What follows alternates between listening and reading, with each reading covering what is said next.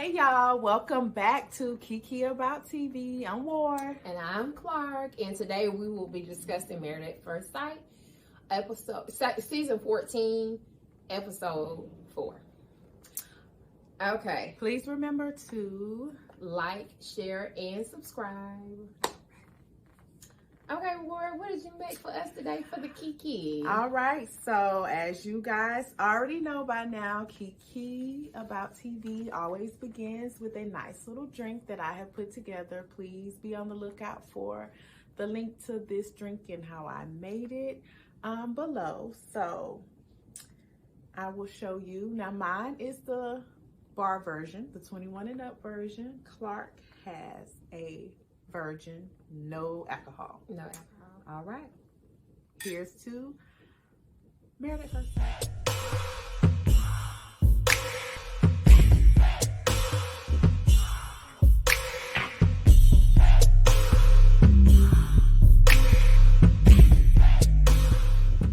All right.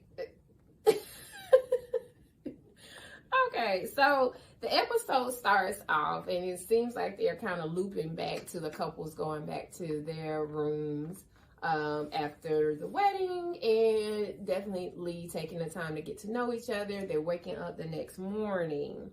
Okay, and so we see first Elijah and Katina are waking up together, and we see that Elijah is telling Katina he used to be a playboy, and I can honestly see that Katina is a little bit taken aback by him saying that he used to be a playboy. What do you think, Warren?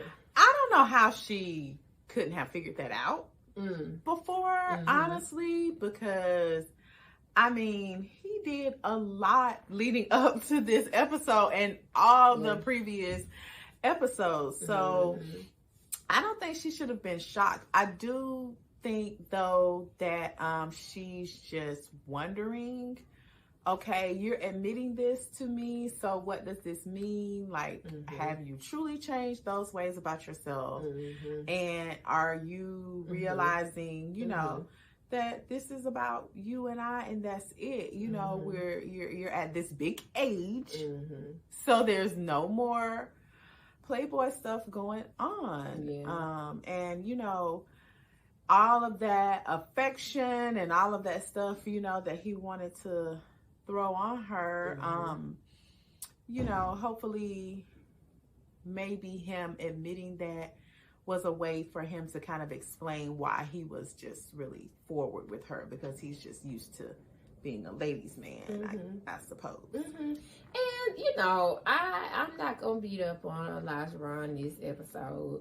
But he did say that he took 2 years off to kind of get himself together. I did hear that, you know, that he is trying to get himself together. So, you know, I'm going to give him the benefit of the doubt and see whether or not he is really trying to become this man that he says he wants to be, and see if he really is interested in being married. Because truthfully, he didn't have to tell her about his past. Yeah. He didn't have to tell her. But I think Katina is definitely going to, again, be open to this process and just see whether or not he is, you know, trying to be a good guy, you know, and I don't want her to allow this to her not being open to him. Okay, so next we have Mark and Lindsay, and Lindsay is discussing how her mom decided not to come. And it definitely seems like Lindsay definitely has some abandonment issues there with her mom. She's definitely still hurting, you know, by not having that relationship with her mom. I think her and Mark can definitely connect with that. Mark not having his dad, Lindsay not having his mom. So, you know, they can connect on that. What do you think?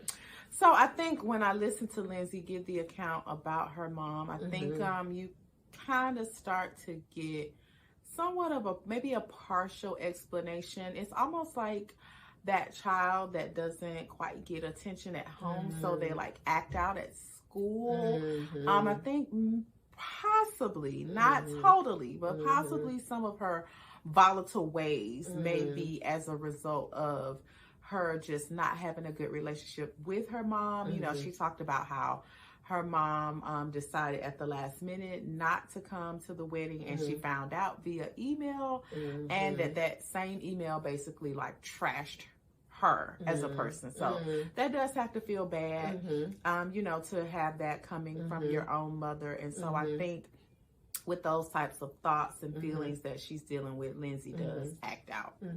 And I wonder if that contributed to any of her behavior on the day of the wedding, maybe with her, you know, trying to cope by drinking. And I wonder if we're going to see any more of those behaviors show up, or her coping with drinking later on in the season. Maybe that was some of the reason why she was not acting her best self on the wedding day, with jitters, and then also, you know, with her mom not being there. But Lindsay still just acts up in general, though. Like, she does.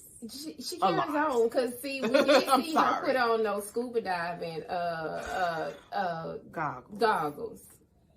Lindsay, take it down a notch. Stop showing out. Thank you. Okay.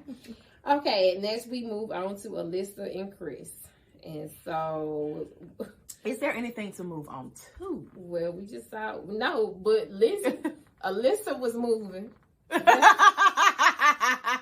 Moved right on out. Moved out in that hallway. I said, no, she not right here moving.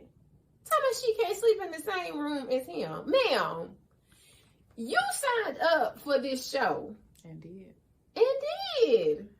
But, you know, you make a good point. Like, her moving, all this just moving around. She just can't get settled. She barely can look him in the eye. And it's really upsetting, because he's sitting there like, what did I do? What did I say? You know, what's this girl's deal, basically? And they don't know each other, so he can't necessarily call her to the carpet just yet. But I did notice he let her walk on down the hall and take those bags by herself. By herself. By herself. Did not help take it, not one drop of luggage. And I don't blame him. You gonna leave me? Embarrass me? It's so unfair to him. And so I just, I don't know. I don't know. Let's move on. Right. Okay, and so next we have Jasmina and Michael. So they meet with the parents, and so Jasmina meets with Michael's sisters, and it seems like Jasmina is kind of gelling with his sisters just a little bit. What do you think? Well, I first though want to go back to when they were, you know, their first night together after they got up, and the next morning and all of that. I think the reality of it all kind of started creeping in a little bit more, I think, for both of them. And so then when it did come that time to branch off, to meet with, you know, your spouse's family, Jasmina was definitely her authentic self. And you know, all those females that Michael has been raised with, you know, they were feeling her. I think it was going good.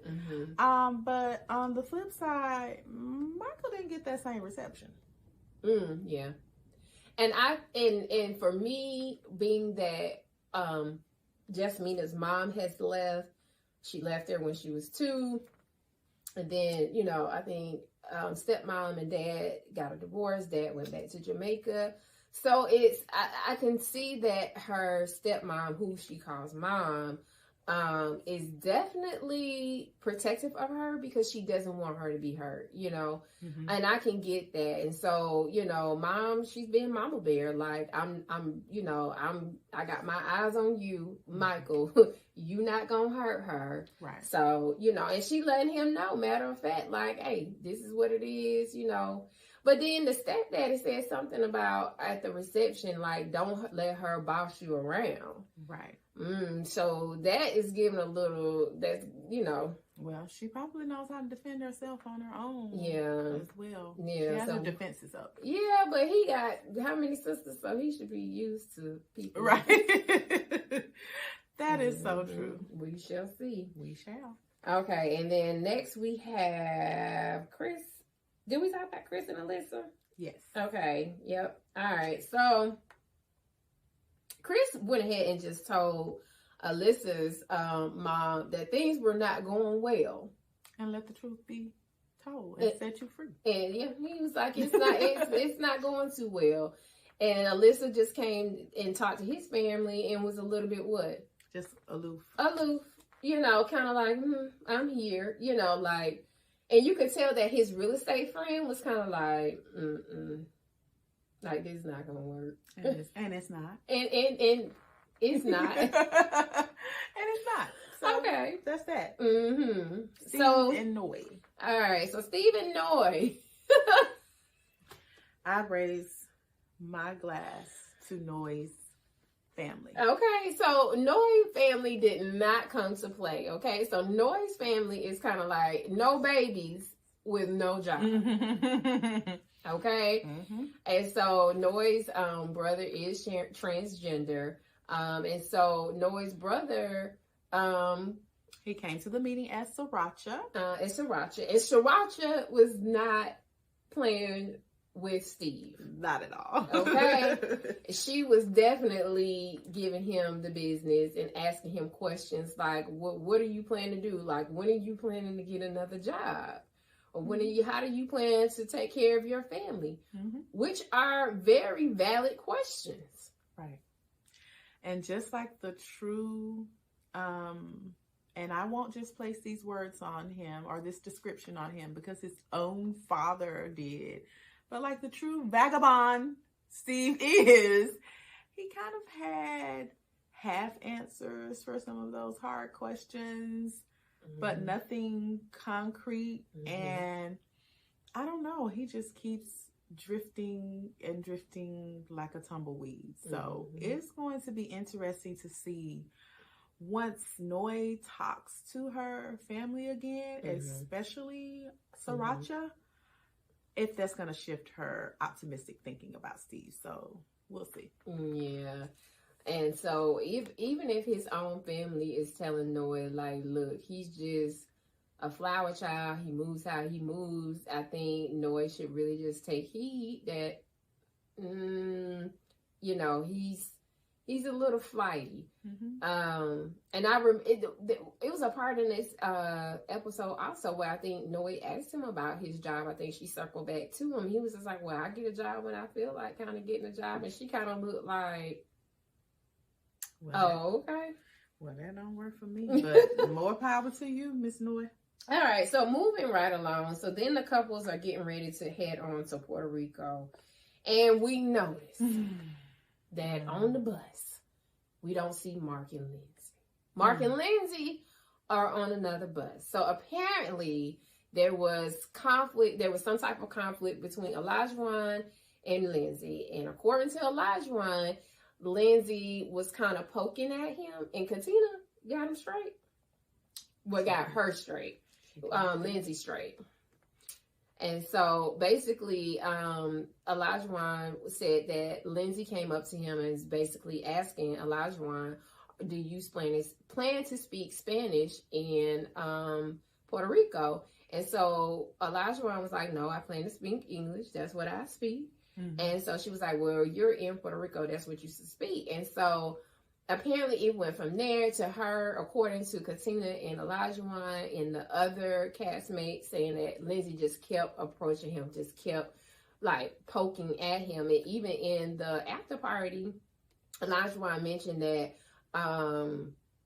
Lindsay walked up to him and was just like, hey, you know, your outfit is nice, but your slides look, they look cheap, right? She tried it. She tried it. Right. And so apparently they were on two different separate buses going once they got to Puerto Rico. And so we also see later on in the episode that the whole cast goes to get drinks and Lindsay doesn't show up. And she didn't need to. Right. Because she really had started some stuff and not in a good way. And I think she needs to come to the realization that she cannot be this out there, say what I want to say, do what I want to do, with any and everybody. Like, people just aren't going to go for that. And of course, that's like not what anyone's there for. Like, you know, it's challenging enough to be out here married to a stranger for no more than 24 hours. No one needs the agitation from Lindsay with her over the top ways. It was just too much. Yeah, her behavior definitely to me was giving victim. Because she mentioned, she was like, I was just so scared and he was just puffing up, and I would in our community, the African American community, we have a name, or just period, in the community, when you want to play victim after you have imposed or incited your opinions or your views, or you have created this chaos. You know what I'm saying? And now you want to complain now that people are responding back to you like, I can't believe you're responding back to me. No, you started this. Right. You know, that man and his wife was just minding their own business. So she definitely fell into the Karen category. Yeah, I was trying to refrain from saying it, but yeah, she was giving Karen. Right. Yeah, okay. And y'all know what Karen is. So moving on. Okay, moving right along. Okay, and so then we pan back over to Mark and Lindsay, which she decides when she gets to Mexico to sleep into another Puerto Rico. She still decides to sleep in another room. And so I was proud of Chris in this moment when he called her out and he called her on her mess. And he said, I don't feel like, she asked him, she said, well, you don't feel like I have given us a chance? And he said, no, I don't. Right. He was like, I feel like you had this expectation, and when you didn't get it, then you checked out. And she was like, I can't just keep going on. He just called me a liar. Ma'am, again, you playing victim because you started it. You know, Alyssa is just, she doesn't want to be there. I don't know why she can't just put on her big girl undies, so to speak, and just call it right now. Like, because you're on a show that is about marriage and you are not connecting with what is your husband, your legal husband, at all. So I don't know what her expectations are, or why she won't just throw in the towel and just call it and save him the misery. Well, she can't do that because I feel like she's already signed up for the show, and there's probably a contract. She has to get paid, or I'm not sure what the stipulations are in the contract, but she probably has to go through the process for a certain amount of time for her to get paid, or possibly get sued. I'm not really sure, but I feel like she's just continuing on because the producers are asking her to continue on, and she has a legal obligation. That's why I feel like she's doing it. Well, who's paying for these rooms? But anyway, I know, but you see why she's getting an extra room though. She's on the trip for free. But then you see Steve showed up and got him a whole new apartment for 8 weeks. That's why Steve is there. And Lindsay on a free vacation. I mean, not Lindsay, Alyssa. Alyssa is on a free vacation. And so Chris calls her out, and he hit the nail on the head. He said, I feel like she's gaslighting me. Bingo. She is gaslighting you. Okay? That's exactly what she's doing. And she's trying to sabotage this relationship by any little thing that he does, talking about he's yesing me to death. Ma'am, you just said that the last boyfriend called you or walked in and left you. You might need somebody like Chris in your life. True. She can't see it. Oh, gosh. Okay, and then we're going to close out. And then, unfortunately, Jasmina and Michael end up getting into it over this whole Lindsay and Elijah Wan situation. And I was just like, what y'all arguing about? So early on. This ain't even y'all problem. It's not. You know, and I felt like Michael had some good points about, you know, people having to back down, and then Jasmina having some good points too in the argument about Lindsay and not thinking the worst of situations. So I want them to be able to play fair, but don't be arguing about that. Rule number one when you get married. Worry about your own business. Don't argue about other people's business. Don't let other people tear your house down. Right. All right. Again, guys, so we're going to post our video with our lovely and fabulous drinks that Ward has made. And don't forget to like, share, and subscribe to our channel. And we'll see you guys next week with our next review.